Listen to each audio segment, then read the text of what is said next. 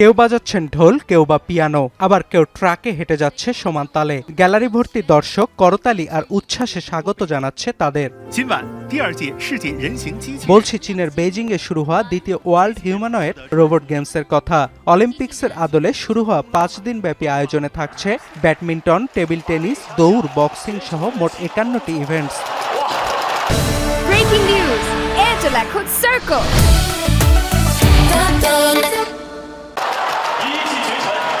শুরুর দিনে 100 মিটার স্প্রিন্টে বাজিমাত করেছে একটি রোবট। 2009 সালে গতিদানব উসাইন বোল্টের গড়া 9.58 সেকেন্ডের রেকর্ড ভেঙে 9.39 সেকেন্ডের নতুন রেকর্ড গড়ল হিউম্যানয়েড রোবটটি। এবারের গেমসে অংশ নিচ্ছে 16টি দেশের 2000-এর বেশি হিউম্যানয়েড রোবট। বর্তমানে বিশ্বে হিউম্যানয়েড রোবট উৎপাদনের তালিকায় শীর্ষ দেশগুলোর একটি চীন, যা নিয়ে উদ্বেগ বাড়ছে যুক্তরাষ্ট্রের মধ্যে। 5 দিনব্যাপী এই গেমস শেষ হবে আগামী 26 আগস্ট।